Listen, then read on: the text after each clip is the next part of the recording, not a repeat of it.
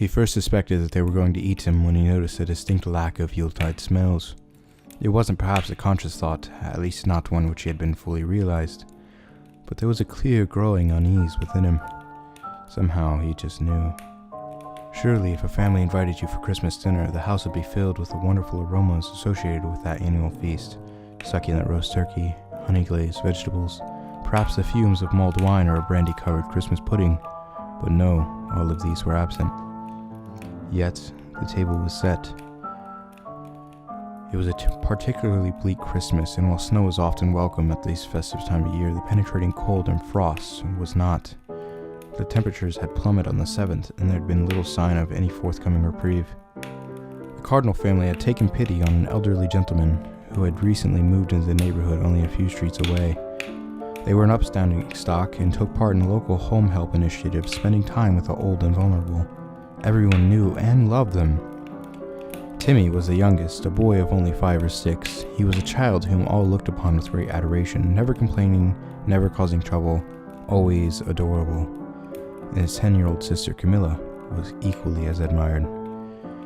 They were both a testament to the caring and nurturing parent skills of Ben and Lucy Cardinal. Each year as the cold winter drew in, the Cardinal family were admired for their dedication and commitment to those around them. Their passion, almost zeal, for helping those who were less fortunate. But behind the smiles and the skin-deep facade of that of a loving family lurked a far more sinister purpose. They had a tradition each year, a way to reward themselves for their kindness and generosity, one which stemmed back through many previous generations of the Cardinal family. Each Christmas they would invite a guest for dinner who would be welcomed with open arms into their home, sat down at a beautifully set table, provided with humorous and enjoyable Christmas conversation, and by the light of the roasting fire, the guest would be stabbed to death and eaten gratefully. They all reveled in the old tradition, with Timmy looking forward to it the most. He had a ferocious appetite and a waistline to match it, but children do get so wrapped up in the anticipation of family Christmas, and his parents were delighted to see a growing boy fill his belly. Camilla was a more quiet disposition than her stout little brother, slight of figure with a pallid complexion which reminded all of her mother. But make no mistake, she adored eating with the family and could render anyone silent with a sharp, cold insult. Ben was a local police chief for the area, so covering up their annual feast was quite the cinch, while Lucy was, shall we say, a relation of sorts. It was entirely enthusiastic about maintaining the Christmas tradition. Their guests were invariably those without family, and often of a ripe old age, forgotten by society, left to wither in their isolated little houses. Ben explained to the children yearly that it was almost a kindness to put the victims out of their slow, increasing misery. And besides, when they did eventually die, they would be shoved into a box in the ground or roasted into ashes. What a waste of good meat. This year, Timmy and Camilla were especially excited. It was all their mother could do to calm their nerves, but on that Christmas Eve it was nearly impossible, for they knew that the special treat they were in for the following day. The Cardinals were hosting a most special guest. His name was Sergei, and he hailed from Eastern Europe. They had never had foreign meat before, and the very idea of tearing in some delicious exotic muscle and fat made this year's feast something really to look forward to. They had met old man Sergei just a few weeks earlier when Ben had noticed the unusual name on his house home help list. Each year as Christmas approached, the volunteers at the local church would be given names and addresses of pensioners in the area who had no family and would be left quite alone over the holiday season. At that festive time of year, and worried that many of the frail residents might succumb to the biting cold, church committee members would visit each of these lonely individuals and offer a friendly ear, a helping hand, and often some hearty food to the poorest of those on that list. The names would rarely change, but at least one person on that list would sadly pass away that year. Being an upstanding member of the community and a high-ranking police officer in the area, Ben would often inform the church that one of their flock had sadly passed away, and with no friends or family known, he would concoct a lie which usually involved a long-lost son or daughter, appearing to take their sadly departed parents somewhere far away to be buried. That, or he would say they had simply moved, having a bit of a deal with a local estate agent and solicitor's firm to throw the proceeds from any property sales their way. The family were not without influence.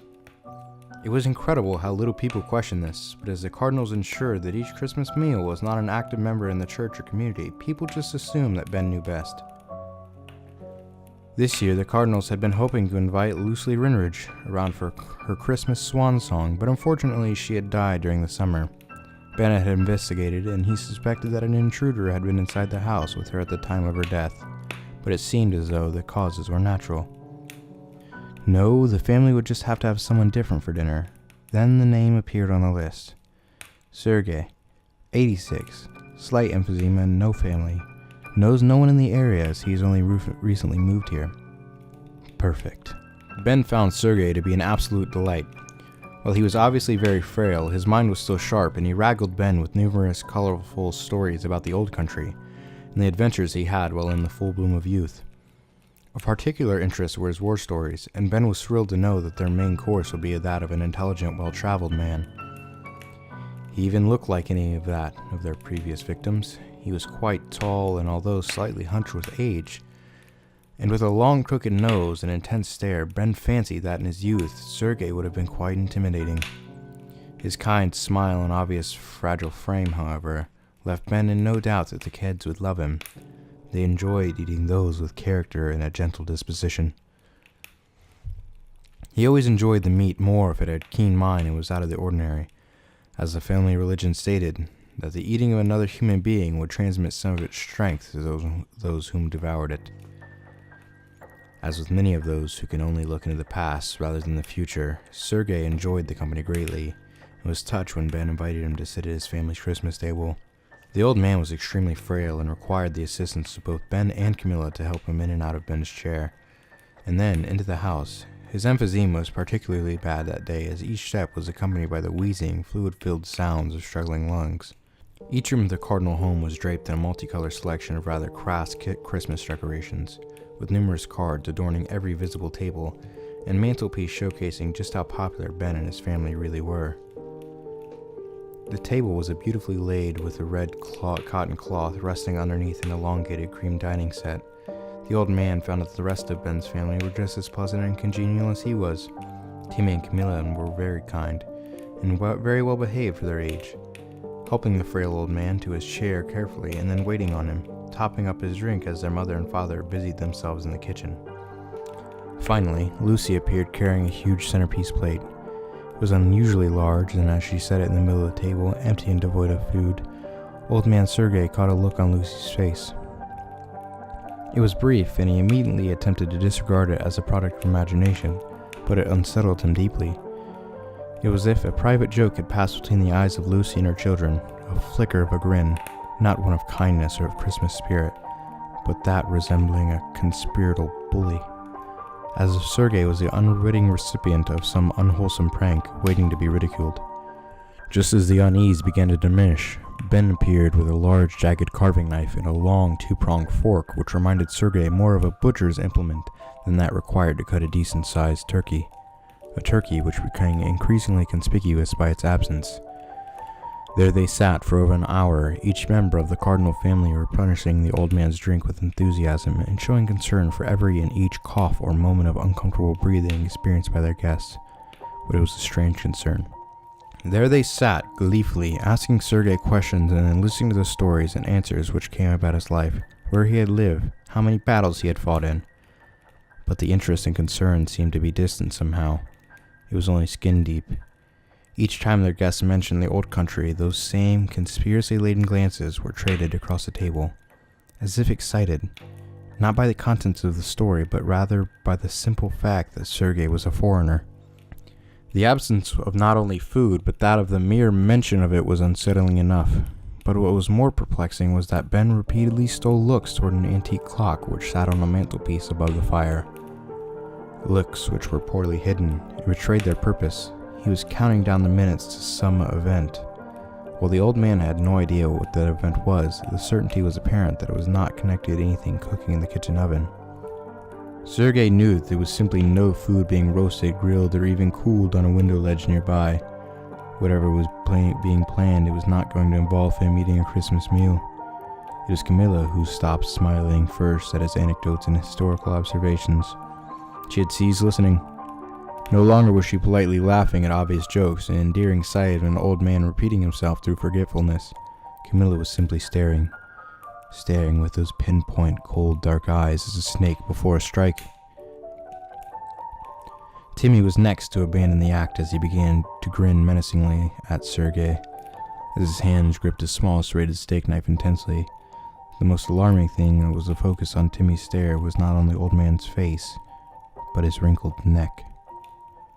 With one last glance at the clock, Ben seized being the jovial, attentive host, and began to run his fingers along the huge carving knife in front of him, with a mixture of anger and lust upon his face. Sergei had seen many things in his time, but nothing as surprisingly strange and uneven as this. Finally, when the clock began to chime, Lucy relinquished her false, endearing shell and exposed the cold-hearted and twisted personality which lay beneath.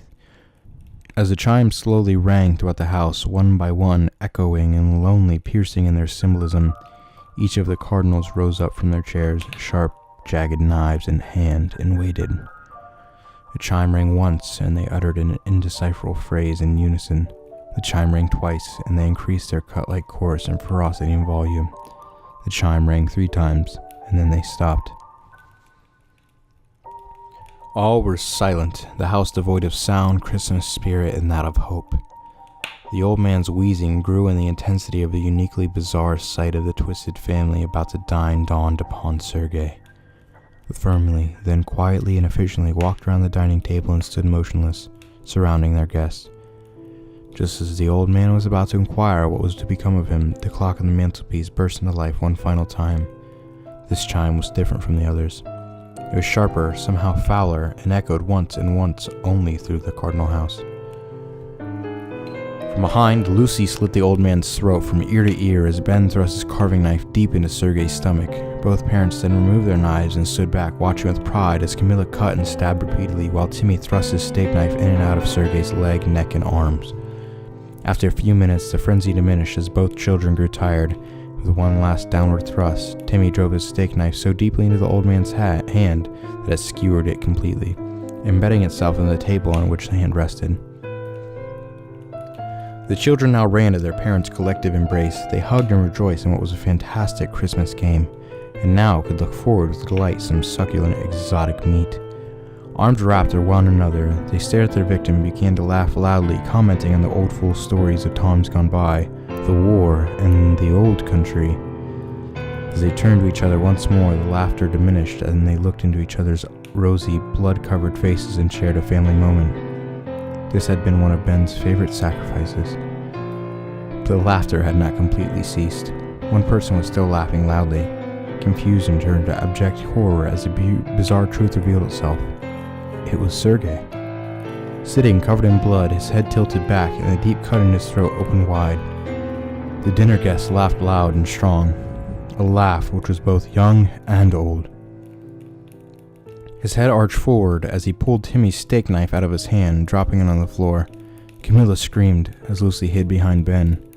What they thought to be a corpse now stared at them all, as they had stared with it with singular purpose. Timmy began to pee himself and cry as 2 previously retracted fangs cracked through the old man's upper gum, revealing a serrated and terrifying grin. As he rose to his feet, Lucy fainted, and with both hunch and age now gone, the cardinal's guest loomed tall and dark before them, his eyes piercing, telling tales of country and decades, and of centuries of existence. Sergei ate well that Christmas.